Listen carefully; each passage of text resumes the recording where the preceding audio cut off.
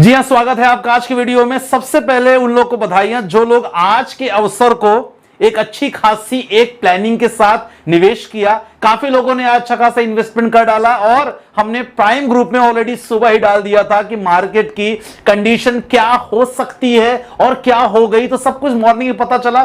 काफी लोगों ने इन्वेस्टमेंट किया, सबको बधाइयां, क्योंकि मेरी नजर में मुझे लगता है ना कि यही मौका होता है अच्छा खासा निवेश करने का। तो जिसका डर था सर वही हुआ और फाइनली इतना अच्छा खासा करेक्शन हुआ और कारण 2 से 4 कारण बिल्कुल सामने आए हैं और दोनों चारों कारण के बारे में डिस्कस करेंगे हम लोग। और मैं आपसे बताऊं, ये कारण जब तक बने रहेंगे तब तक मार्केट में करेक्शन हो सकती है। 2 लाख करोड़ से ज्यादा लोगों का नुकसान हुआ यहां, मतलब पूरी तरह मार्केट में 2 लाख करोड़ का स्वाहा हुआ। बहुत बड़े 2 से 4 कारण रहे और बेसिकली हम उसी के बारे में बात करने वाले हैं। As a trader, as a investor क्या करना होगा। आप म्यूचुअल फंड में हो, शेयर मार्केट में हो, आपको क्या करना है, कुछ बातों का ध्यान बहुत इंपॉर्टेंट रहेगा क्योंकि सिचुएशन उतनी अच्छी नहीं है जैसा हमको लग रहा है, राइट। सो सबसे पहला कारण आपके सामने है, जी हां, चाइना का मजबूत होना। और चाइना का मजबूत होना मतलब यहां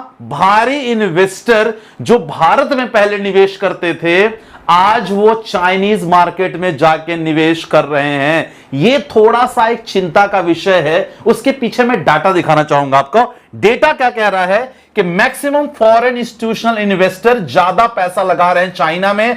क्यों? क्योंकि चाइना का मार्केट लिटरली सस्ता है, हम लोग को सब पता है। अब ये थोड़ा सा जो डेटा आपके सामने है, ये चीन में काफी जो फॉरेन इंस्टीट्यूशनल इन्वेस्टर हैं, जो बाहरी इन्वेस्टर हैं, बहुत अच्छा खासा निवेश किए हैं माय डियर फ्रेंड। आप देख सकते हैं, देखो हम लोग जैसे ETF में निवेश करते हैं ना, ये जो बाहरी निवेशक है FIIs, इन्होंने चाइनीज मार्केट में इतना अच्छा खासा निवेश कर डाला।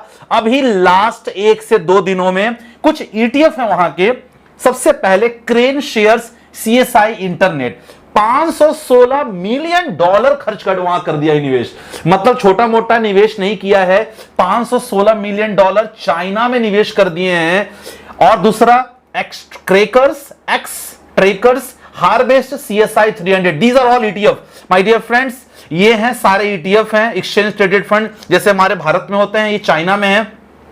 तो क्या है यहां पास, Xtrackers harvest CSI 300 $497 million वहां निवेश कर डाले।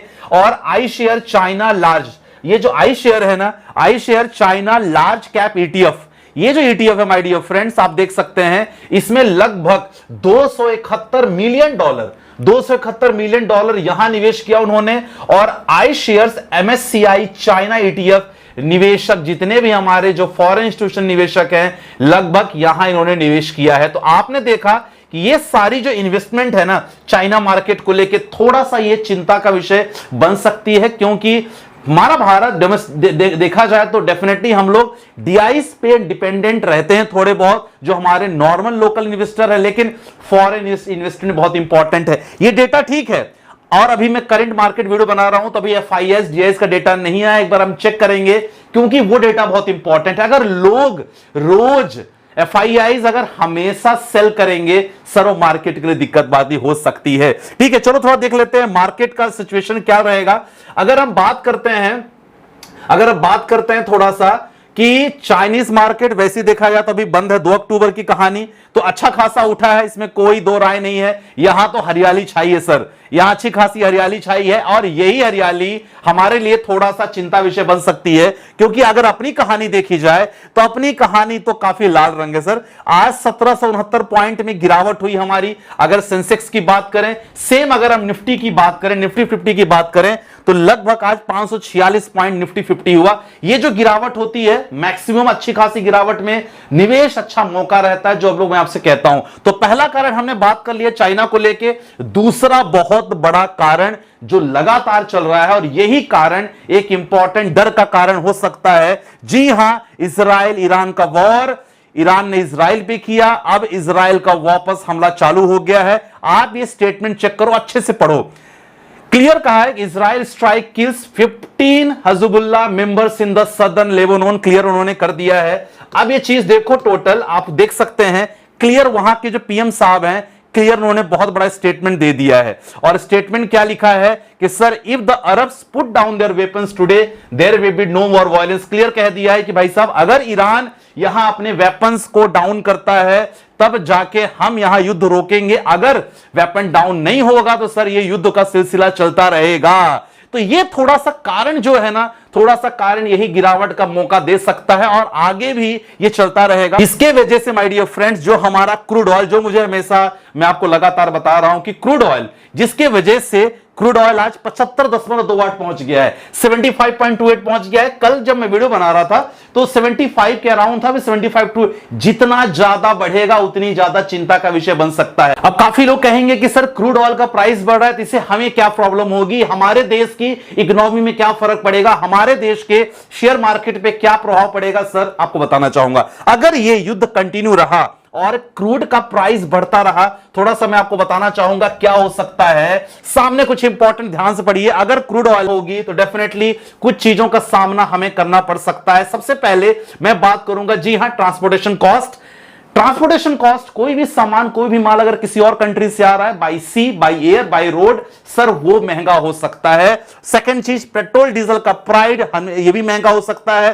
Tyre industries, crude oil is use as essential part in the tyre industry, तो टायर इंडस्ट्रीज का भी यहां पास थोड़ा सा प्रॉब्लम हो सकती है। Chemical industries, crude oil chemical industries में यूज होता है तो केमिकल इंडस्ट्रीज में भी अच्छी खासी गिरावट यहां देखने को मिल सकती है। इन्फ्लेशन बढ़ सकता है और डेफिनेटली मैन्युफैक्चरिंग कॉस्ट बढ़ सकता है। तो आपने देखा ये सारा रीजन है क्रूड ऑयल का। और जब भी ऐसी स्थिति पैदा होती है हमेशा चिंता वाली बात होती है कि यार ये स्थिति को हम कब काबू में किया जाए। सो ये सारी सिचुएशन देखते हुए चलो एक बार देख लेते हैं कि एफआईआई का डेटा क्लियर हुआ कि नहीं, वहां से पता चले। तो जब मैं वीडियो बना रहा हूं तो अभी एफआईआई और डीआई का डेटा अभी नहीं आया है। अगर डेटा होगा, जब तक वीडियो एडिट होगी आपके सामने प्रेजेंट हो जाएगा, क्योंकि बहुत इंपॉर्टेंट है। तो सर हमने दो कारण देख लिए। सबसे पहला कारण हमारा क्या था, चाइनीज मार्केट। दूसरा बहुत बड़ा कारण ईरान इजराइल का युद्ध। तीसरा बड़ा कारण जो बीच में जापान मार्केट का चल रहा है। और जापान में आपने देखा, मैं आपको दिखाना चाहूंगा, कल मैंने वीडियो ऑलरेडी बताया था, आप देख सकते हैं। अगर जापान का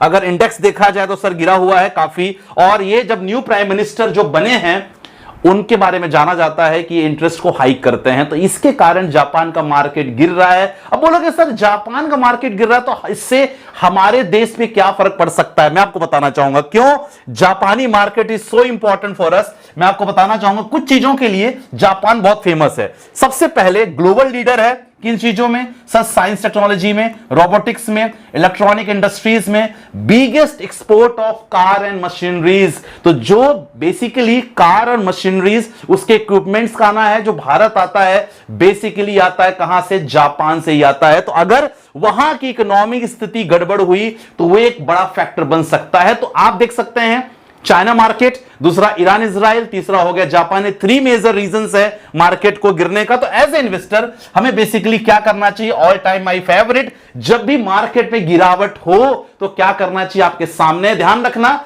मार्केट में जब ज्यादा गिरावट होती है तो कोशिश करो इसी फंड्स में निवेश करने का। फ्लेक्सी कैप कैटेगरी मैंने डाला है, JM flexi cap fund, Parag Parikh flexi cap fund, Quant flexi cap fund, HDFC flexi cap fund कर सकते हो। मार्केट जब नॉर्मल हो तो you can invest in small cap. मैं स्मॉल कैप इसलिए नहीं बोल रहा हूं क्योंकि आने वाले समय में करेक्शन और हो सकता है अगर, तो वहां स्मॉल कैप फंड आपके थोड़ा और गिरेंगे। इन चीजों को देखते हुए मैंने आपको फ्लेक्सी कैप फंड ऐड किया है, जेएम फ्लेक्सी कैप वगैरह मैंने बता दिया। अब फ्लेक्सी कैप फंड के साथ साथ मिड कैप कैटेगरी जो बोलूंगा इसको भी आप जरूर साथ में रखो। और काफी लोगों ने आज इसमें निवेश किया है मॉर्निंग आवर्स में, right. Motilal Oswal mid cap, HDFC mid cap, SBI Contra, Nippon India growth opportunity fund मेरी पिक है, मेरी फेवरेट है। हो सकता है कि आपका इसमें से अलग होगा, राइट। सो ये इंपॉर्टेंट कुछ फंड्स हैं जिसमें जब भी मार्केट में गिरावट हो कोशिश करो सेम डे की एनएवी के लिए आपको 12 साढ़े 12 से पहले निवेश कर देना है। सो आज की वीडियो में बस इतना ही।